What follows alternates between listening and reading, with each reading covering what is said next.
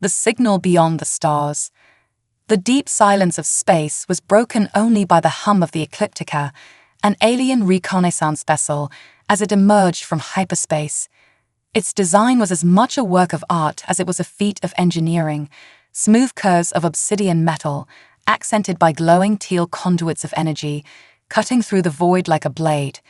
The ship's mission was clear: locate and evaluate potential planets for annexation into the Alpharan Ascendancy, an empire spanning 1,000 systems. Inside the vessel, Commander Van Solis stood at the central console, his four-fingered hands resting on the glowing interface. His crimson eyes scanned the holographic display, which showed a star system brimming with potential. The third planet from the star glowed with an unusual mix of greens and blues, a rare sight. Preliminary analysis complete, the ship's artificial intelligence announced in a melodic tone: planet designation, Sol 3. Oxygen-rich atmosphere, liquid water, and significant biosphere activity. Estimated technological level, pre-interstellar. Vane's sharp jaw tightened. Humanoids. The A's holographic figure, a translucent sphere of shifting light, pulsed. Yes, Commander. Advanced enough to deploy artificial satellites and limited space travel. However, no signs of faster-than-light capability. Interesting, Van murmured, leaning closer to the display. Prepare a closer scan. Let's see what these primitives have to offer. As the Ecliptica maneuvered closer to the system, its scanning systems emitted waves of energy, subtly probing the planets and their defenses. What the crew didn't anticipate was that their presence had not gone unnoticed. Earth, the first signal. Captain Adrian Cole sat in the dimly lit operations room of the Global Space Surveillance Command, a state-of-the-art facility buried deep beneath the Canadian Rockies. The room was alive with activity as rows of analysts monitored satellite feeds and radar arrays.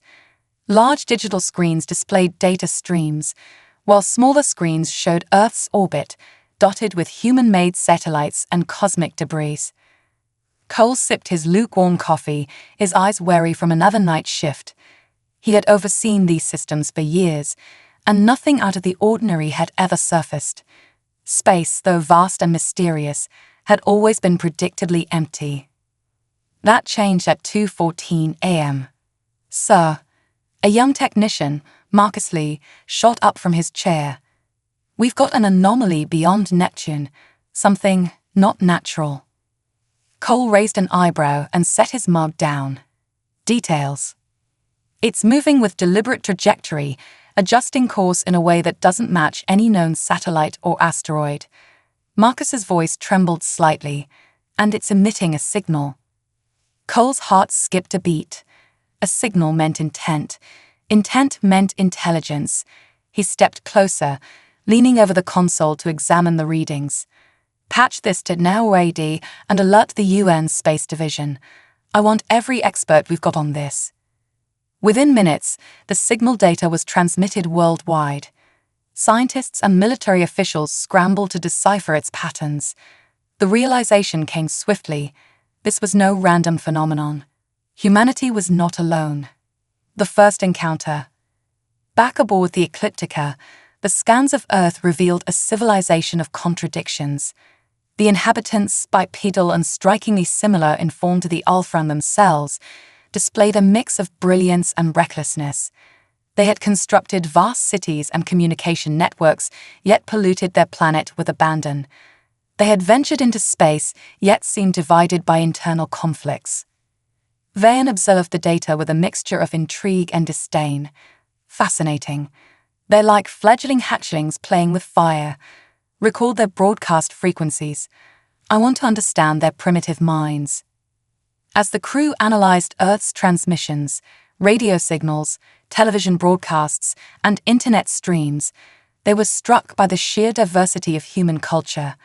Music, languages, and stories spoke of creativity, struggle, and resilience.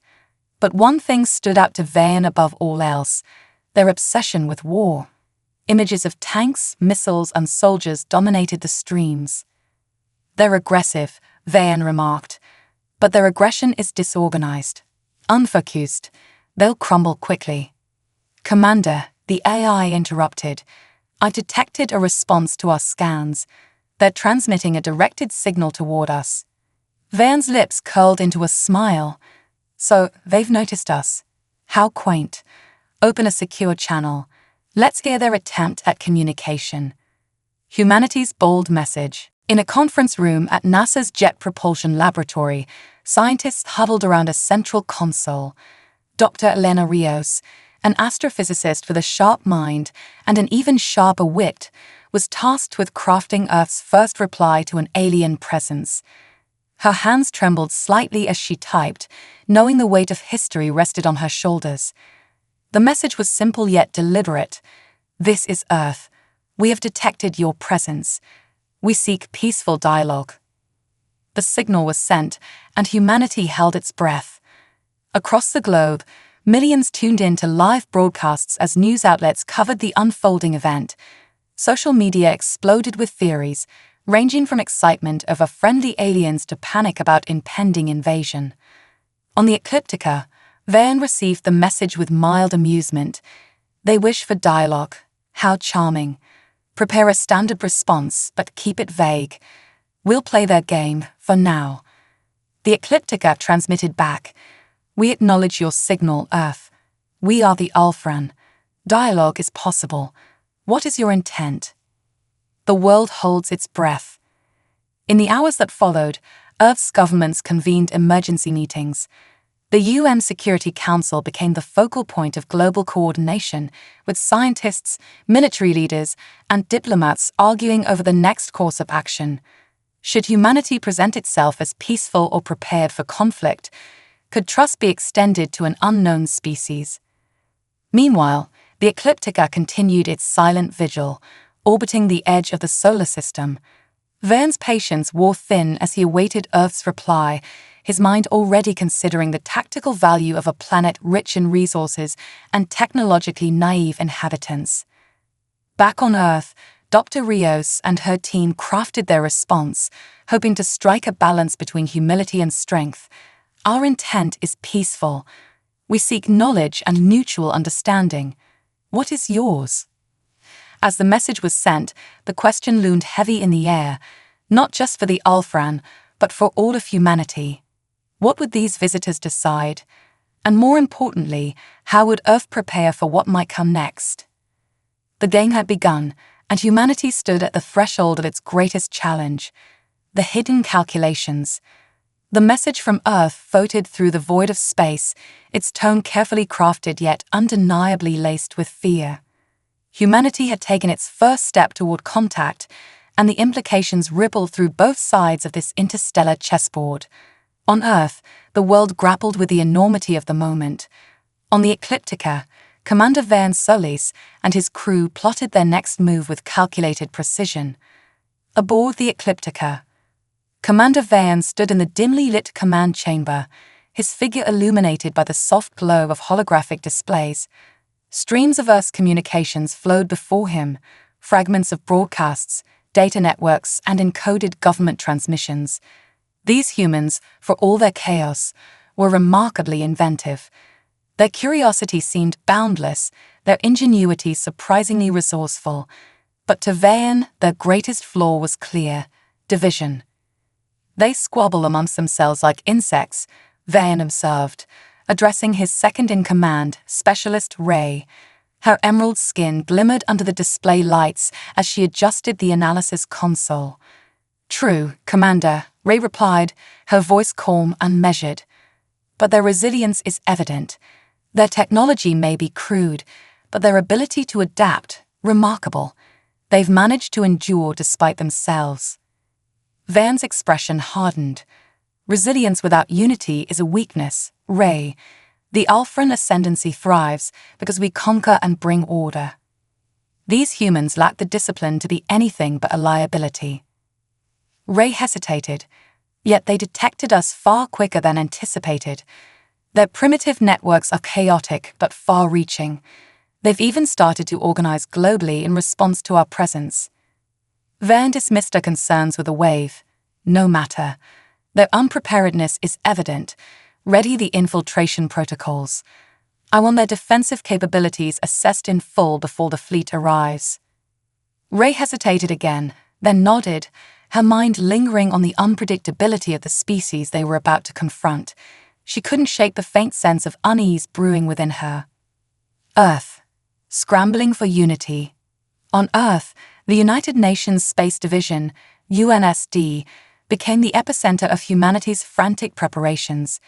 In a conference room deep within their New York headquarters, representatives from major powers convened alongside top scientists and strategists. The atmosphere was tense, with every word weighed carefully and every decision fraught with uncertainty. Dr. Elena Rios sat at the end of the table, her nerves barely held in check as the debate raged around her. Leaders argued over whether to trust or challenge the Ulthran. Some called for cooperation, others demanded immediate militarization, and a few advocated for outright silence. "It's clear," said General Marcus Laird, pounding the table with his fist, "that we're dealing with a force far beyond our comprehension. We must assume hostile intent and prepare accordingly." "And risk provoking them further," countered Secretary Leah Patel, the UNSD's diplomatic lead. "If we show aggression, we may turn a peaceful encounter into a catastrophic war." Dr. Rios raised her hand, her voice calm but firm. "What if we focus on what humans do best? Innovation.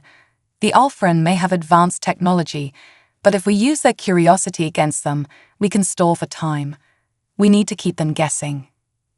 The room fell silent, her words striking a chord. Humanity had faced insurmountable odds before, surviving plagues, wars, and environmental disasters. This, however, was something entirely new. "Then it's decided," Patel said, nodding. "We'll engage them diplomatically, but we'll prepare defenses quietly in parallel. No one entity speaks for Earth. We must present ourselves as a united front." The first probe. As humanity scrambled to unify, the Ecliptica made its first direct move. A small, sleek probe was dispatched from the ship's hangar, its surface covered in adaptive camouflage that rendered it invisible to conventional radar. The probe's mission was simple: gather intelligence. It slipped past Earth's defensive satellites undetected, descending through the planet's atmosphere like a phantom. Landing in the Siberian tundra, it deployed a series of nanodrones designed to infiltrate human communication networks and military systems. The data it gathered painted a complex picture of Earth's defenses, a patchwork of national arsenals, regional command centers, and independent contractors. Back aboard the Ecliptica, Verne reviewed the probe's findings. Their military power is fragmented. Nuclear deterrence, yes, but no unified command. Their satellites are vulnerable, their orbital presence weak. Ray, standing beside him, pointed to another segment of data. "But look here, Commander. Their scientific potential is vast. They've developed AI frameworks that could rival ours, and their experimentation with quantum communication is promising." Verne's lip curled. "Potential that they squander in political infighting. It doesn't matter. By the time the fleet arrives, they'll be kneeling." A glimmer of resistance. Back on Earth, humanity's ingenuity was already proving itself. Dr. Rios and a team of international scientists worked tirelessly in a secured underground facility known only as the Forge. This hidden laboratory housed Earth's most ambitious defense projects, many of which had been shelved due to lack of funding or political friction. One such project, codenamed Phoenix, was a prototype for a quantum encryption system capable of disrupting alien communications. If successful, it could neutralize the Ulthran's coordination advantage. "We'll need to test it against their signal," Rios told her team, her eyes lit with determination. "If we can find a way to jam their network, it'll give us a fighting chance." Meanwhile, nations around the world quietly mobilized. Orbital platforms were fortified, satellites retrofitted with rudimentary weapons, and old alliances rekindled. Humanity was beginning to behave like a cornered animal, desperate, unpredictable, and dangerous. A calculated response. The next transmission from Earth to the ecliptica was far more measured than the first. In carefully chosen words, it conveyed Earth's desire for peaceful coexistence while subtly hinting at its capacity for defense. "We welcome your arrival," the message read, "but we value our independence. We hope for mutual understanding, but are prepared to protect our home." Verne chuckled as he read the message. "They're trying to intimidate us with words. Futile." Ray frowned, sensing a subtle shift in the humans' behavior. Something about their tone suggested that they were not as naive as the commander believed. Her doubts deepened as the probe transmitted its final readings. Activity across Earth's military and scientific sectors was spiking. "Commander," Ray began, her voice cautious, "perhaps we should consider an alternative approach. These humans may be more formidable than we anticipated." Verne dismissed her concerns with a glare. "They're primitive. Any resistance they mount will crumble like sand beneath the tide. Prepare the fleet's arrival protocols." As the ecliptica sent its final report to the Alfren High Command, Ray stared at the holographic display of Earth. For the first time in her career, she wondered if her commander's confidence was misplaced. Humanity was not just preparing for war, it was preparing for survival, and it would fight with every ounce of ingenuity and determination it possessed. The shifting tides. The midnight sky over Earth seemed calm, the stars shining indifferently to the tension brewing on the planet below. Across the globe, humanity held its collective breath as they waited for a response from their enigmatic visitors. The previous message from the Alfran, while cryptic, had left no doubt about their superior position. Yet, amidst the fear and uncertainty, a peculiar sense of determination began to rise. Aboard the ecliptica, Commander Verne Solis stood in the observation deck, staring out at the blue and green orb that was Earth. Its atmosphere shimmered with swirling clouds, a stark contrast to the barren worlds the Alfran had conquered before. There was something oddly mesmerizing about it, a planet teeming with life and vibrant chaos. "Commander," Specialist Ray interrupted, her voice hesitant. "The humans are consolidating their efforts. Satellite activity has increased by 20%, and their broadcasts show signs of coordinated military and scientific mobilization." Verne didn't look away from the view. It's expected. Primitive species often react with desperation when faced with the inevitable. They'll exhaust themselves before we even deploy the fleet. Ray hesitated, the words caught in her throat. She had studied countless civilizations during her service in the Ascendancy, and the humans didn't fit the usual pattern.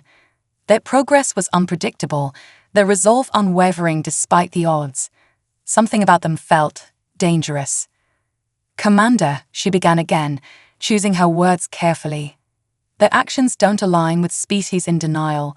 They're preparing for something." Verne finally turned to her, his crimson eyes narrowing. "Then let them prepare. Their struggle will only make their submission more satisfying." Earth, a world united. In the heart of Geneva, Switzerland, the United Nations Space Defense Council held its first-ever emergency session. Representatives from every major nation filled the expansive chamber, their faces a mix of apprehension and determination. The task at hand was daunting, to draft a united strategy in the face of a potential invasion. General Marcus Laird addressed the assembly, his voice steady despite the weight of the moment. "Ladies and gentlemen, we stand at a crossroads. Our planet has never faced a threat like this before, but we are not powerless. If we act together, we may stand a chance." The council erupted in debate. Some advocated for diplomacy, others pushed for immediate defensive measures, and a few suggested preemptive strikes. Amidst the chaos, Dr. Elena Rios raised her hand. "Unity is our greatest weapon," she said, her voice carrying across the chamber. "The Alfren are watching us, studying us. If we show division, they'll exploit it. But if we present a united front, if we channel all our resources into defense and innovation, we can create the one thing they won't expect: uncertainty." Her words resonated.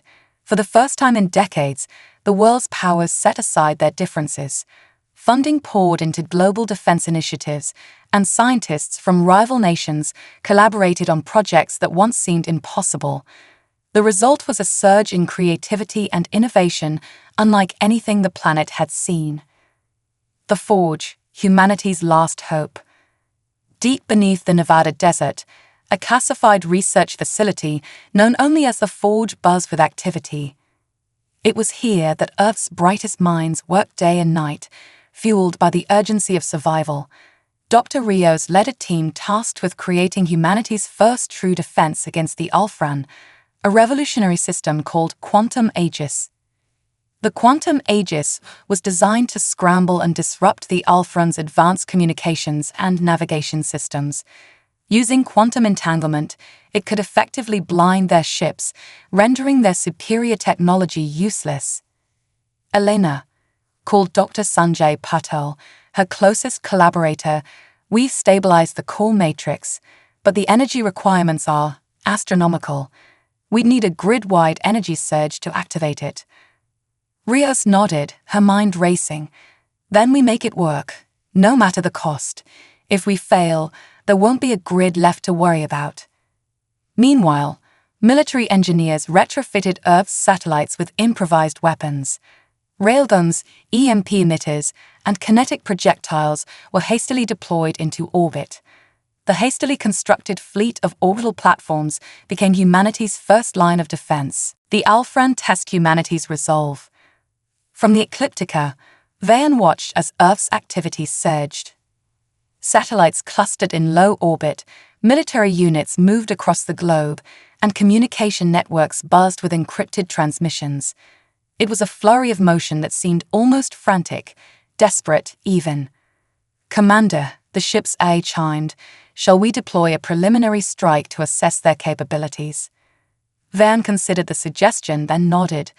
"Launch a single drone. Let's see how these primitives react under pressure." The drone, a sleek and lethal creation, descended into Earth's atmosphere like a ghost. It targeted a remote military base in the Australian outback, its advanced weaponry annihilating the facility within minutes. The attack was swift and brutal, a clear warning of the Alfran's power. But Earth's response was immediate. Humanity strikes back. The destruction of the military base was a sobering moment for humanity, but it also galvanized their efforts. Within hours, Earth's satellite defense grid was activated, and the first successful use of the Quantum Aegis sent shockwaves through the Alfran systems. The ecliptica shuddered as its long-range scanners and communication arrays flickered. Van spun toward the console, his calm demeanor cracking for the first time. "What's happening?" he demanded. Ray, her hands flying across the controls, frowned. "Their systems. They've found a way to interfere with ours. It's disrupting our ability to monitor their activity." Van's jaw tightened. Impressive, but it won't be enough. Prepare for a more aggressive probe. The rising spirit of Earth. On Earth, news of the successful disruption spread like wildfire. People across the globe cheered, their fear transforming into a fierce resolve. For the first time, they believed they could fight back. Resistance movements grew stronger, and volunteers poured into recruitment centers. Artists and musicians inspired hope with works celebrating human resilience, while engineers and scientists pushed the boundaries of innovation. Dr. Rios, standing on the observation deck of the Forge, watched as the Quantum Aegis hummed with energy. The lights of Earth's hastily constructed orbital defenses blinked in unison, a testament to humanity's indomitable spirit. "Maybe," she whispered to herself, "just maybe, we can surprise them." The stage was set. The Alfran, confident in their superiority, had underestimated their adversary. Humanity, driven by creativity, unity, and sheer determination, was ready to defy the odds. The battle for Earth was no longer a question of survival. It was a test of the human spirit. Humanity's defiant roar. The world stood on the edge of an epoch-defining moment. Every corner of the planet buzzed with the electricity of innovation, preparation, and resolve. What began as fear had transformed into determination, and humanity now embraced its first encounter with an alien power with a fierce, unified defiance. For the Ulfran, Earth's chaotic yet calculated response was an unexpected puzzle, one that demanded immediate attention. Aboard the Ecliptica, the atmosphere in the command chamber of the Ecliptica was tense. Holographic displays showed a troubling picture. Earth's defenses were not only improving, but evolving at a pace the Ulfran had never encountered. Commander Van Solis paced the length of the chamber, his crimson eyes fixed on the ever-shifting data streams. "Explain this," he demanded, pointing at a display showing Earth's orbital grid. "How have they adapted so quickly?" Specialist Ray, standing by his side, hesitated before answering. "Commander, their responses are unconventional. They're using methods we've never encountered, harnessing quantum fields, leveraging improvised technologies. It's almost as if they thrive on the impossible." Van's jaw clenched. Impossible or not, their defiance ends here. Prepare the fleet for direct engagement. If they refuse to surrender, we will show them the futility of resistance. Ray's expression darkened as she analyzed the data further. The humans weren't just adapting. They were learning, evolving faster than any species she had studied. A small part of her began to question the inevitability of Ulfran victory. Earth, the spirit of innovation. Deep within the forge, Dr. Elena Rios stood before her team, a sense of pride swelling within her despite the looming danger. The quantum aegis was operational, its activation proving humanity's ability to disrupt the Ulfran's technological superiority. But Rios knew that this was only the beginning. "We fought ourselves time," she said, addressing the assembled scientists and engineers. "But the Ulfran won't stop. They'll come at us harder, faster. We need to be ready." Dr. Sanjay Patel stepped forward, holding a tablet displaying Earth's newest project, Project Helios. It was an ambitious plan to create a concentrated energy weapon capable of targeting Ulfran ships from the ground. Using solar power and advanced particle accelerators, the weapon could deliver a focused beam strong enough to pierce even the toughest hulls. "This is our best shot," Patel explained. "If we can deploy it in time, we'll have a chance to strike back, not just defend." The team worked tirelessly, their efforts fueled by the knowledge that the survival of their planet rested in their hands. Across the globe, similar projects sprang to life. Advanced drone swarms, AI-driven command systems, and defensive shields powered by Earth's growing network of renewable energy. The Ulfran escalate. From the Ecliptica, the first wave of the Ulfran fleet emerged from hyperspace, their sleek, black ships blotting out the stars. Each vessel bristled with weaponry far beyond anything Earth had ever conceived. Van stood on the bridge of his ship, watching the fleet deploy with a grim satisfaction. "This ends now," he declared. "Their ingenuity will not save them. Begin the assault." The Ulfran ships moved in perfect formation, their precision a testament to millennia of conquest. Orbital bombardment protocols were initiated, targeting Earth's most significant defense installations. The first strikes were devastating. A satellite cluster over Europe was obliterated in seconds, while several ground-based communication hubs were reduced to smoldering ruins. But Earth was ready. The first counterattack. As the Ulfran ships unleashed their fury, Earth's orbital defense grid sprang to life. Satellites armed with railguns and kinetic projectiles fired in unison, targeting the weakest points in the Ulfran vessel's armor. While many strikes were deflected by advanced shielding, a few found their mark, sending smaller ships spiraling into the atmosphere. In the Nevada desert, Project Helios reached its critical phase. Dr. Rios and her team watched as the massive solar arrays absorbed and concentrated energy from the sun, channeling it into a particle accelerator buried deep underground. "Helios is online," Rios announced, her voice trembling with anticipation, targeting the lead Ulfran ship. The beam fired, a blinding lance of light that tore through the atmosphere and struck the largest of the Ulfran vessels. The ship's shields held for a moment before collapsing, and the beam sliced through its hull. The explosion lit up the night sky, a beacon of Earth's resilience. Aboard the Ecliptica, Vane's expression darkened as reports of the destroyed ship came in. He slammed a fist against the console, the first crack in his calm demeanor. "Impossible," he muttered. "How can they strike us with such precision?" Specialist Ray, though shaken, analyzed the data carefully. "Commander, their strategies are unorthodox. They're using tactics we've never accounted for, improvisation, decentralized coordination. It's chaotic, but effective."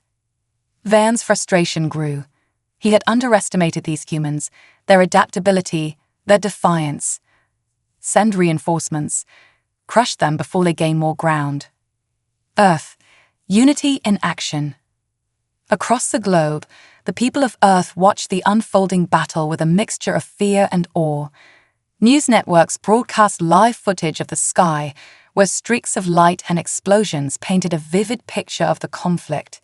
The destruction of the Alfran ship sent a surge of hope through humanity, inspiring even greater efforts. Volunteers poured into defense centers, offering skills in engineering, programming, and logistics. Factories pivoted to produce drones and weapons, while civilian spacecraft were repurposed for reconnaissance and rescue missions. Humanity was proving its greatest strength, its ability to come together in times of crisis. The turning point. The battle raged on, both in space and on the ground.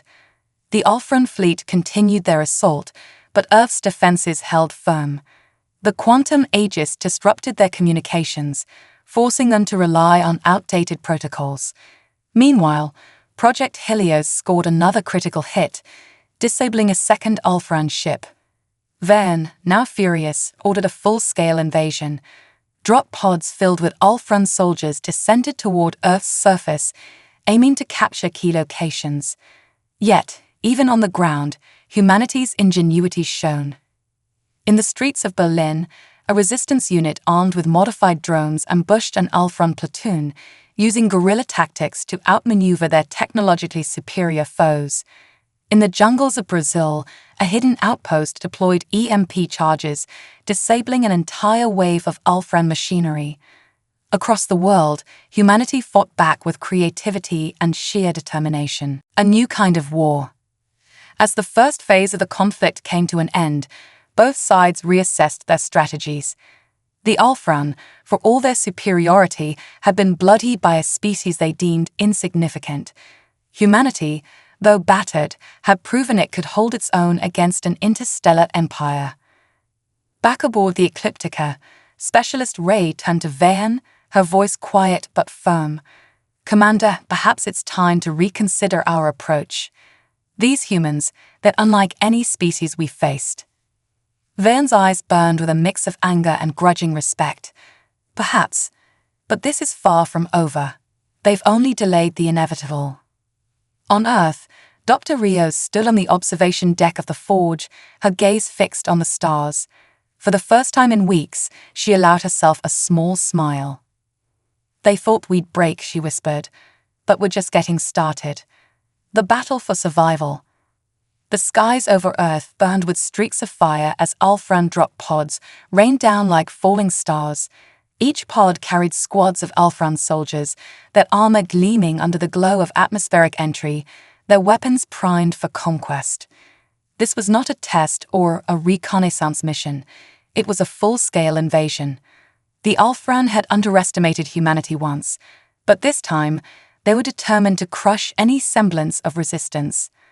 But on Earth, humanity was ready. The arrival of the invaders. As the first wave of drop pods touched down in cities, deserts, and remote forests, the Alfran soldiers moved with mechanical precision. Their weapons fired bursts of plasma, cutting through vehicles and structures with terrifying ease. Cities like Tokyo, Cairo, and Sao Paulo erupted into chaos, their streets becoming battlegrounds. Civilians fled to shelters as hastily assembled militia units held the line against the invaders. In the Alaskan wilderness, a squad of Alfran soldiers emerged from their pod, their scanning equipment searching for signs of resistance. What they found instead was a coordinated ambush. A human resistance unit, armed with advanced drones and stealth technology reverse-engineered from Alfran signals, struck with pinpoint accuracy. Explosions tore through the alien ranks as the humans fought back with a ferocity that surprised even the most hardened Alfran warriors. Commander Vane, reported one of the Alfran lieutenants aboard the Ecliptica, resistance is more organized than anticipated. Their ground forces are deploying unconventional strategies. Vane's jaw tightened. Crush them. Leave nothing standing. The Forge unleashes its weapons. Far beneath the Nevada desert, the Forge was a hive of activity. Dr. Elena Rios stood before a massive digital display, monitoring Earth's defenses as they engaged the Alfran invasion. Her team had worked tirelessly to develop new countermeasures, and now their efforts were being put to the ultimate test. Bring Project Helios online, Rios ordered. Target ground support ships and clear the skies. The solar energy weapon rolled to life, its concentrated beam of light slicing through the atmosphere and striking an Alfran support vessel hovering above the Pacific Ocean. The ship disintegrated in a blinding explosion, sending shockwaves that rippled across the waves. Direct hit, exclaimed Dr. Sanjay Patel, his voice filled with both relief and determination.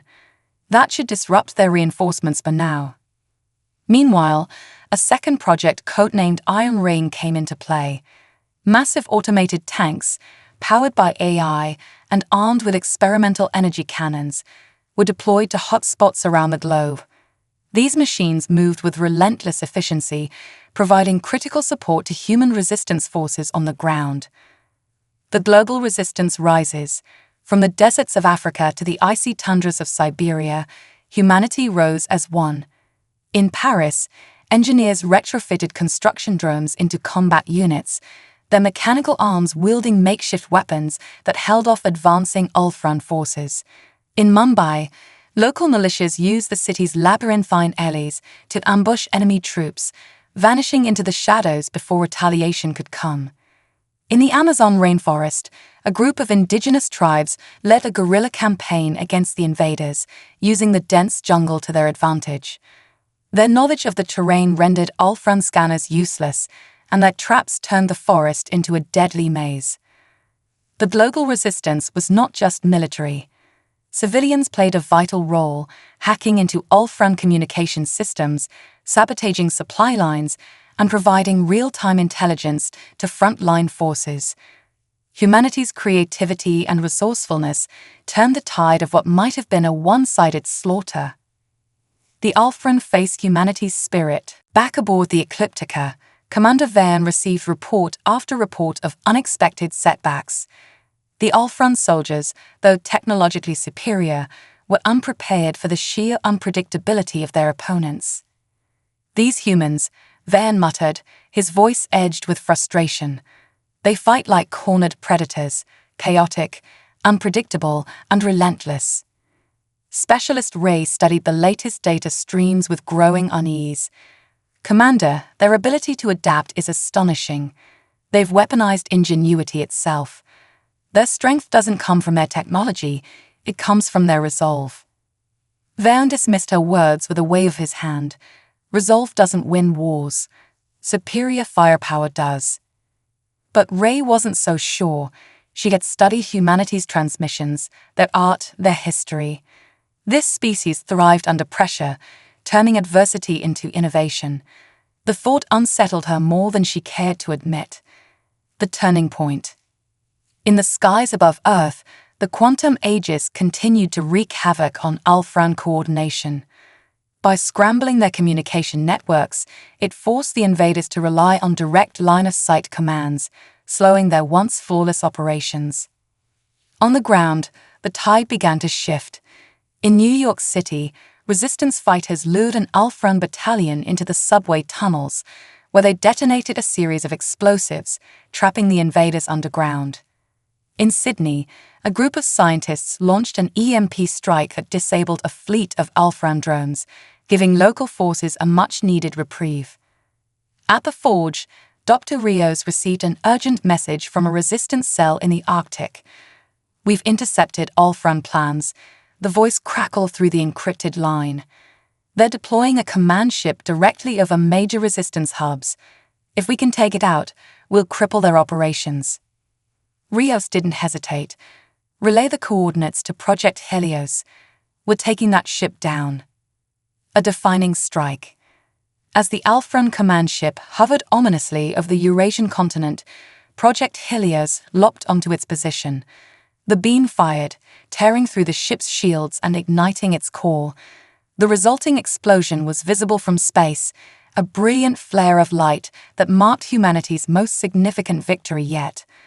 Cheers erupted across resistance networks as the news spread. Humanity had done the impossible. They had struck a blow against a force that once seemed invincible. The war evolves. The destruction of the command ship was a critical turning point, but the war was far from over. Both sides knew that the battle for Earth was entering a new phase, one that would test their limits in ways neither could predict. Back aboard the Ecliptica, Van stood in silence, staring at the debris field on his holographic display. For the first time, doubt crept into his thoughts. These humans were not like any species the Alpran had encountered before. They were something entirely different. "Commander," Ray said quietly, breaking the silence, "perhaps it's time to reconsider our approach. They're not just fighting to survive, they're fighting to prove they belong among the stars." Van turned to her, his expression hard but unreadable. "They've proven nothing but their stubbornness. But I'll admit, they've earned my attention. We'll crush them, Ray, and this time we'll leave no room for doubt." On Earth, Dr. Rios watched the smoldering wreckage of the command ship through satellite feeds. She knew the fight was far from over, but for the first time she felt hope. Humanity had shown its strength, its ingenuity, and its unbreakable spirit. The Alpran may have brought the war to Earth, but humanity was determined to end it on their terms.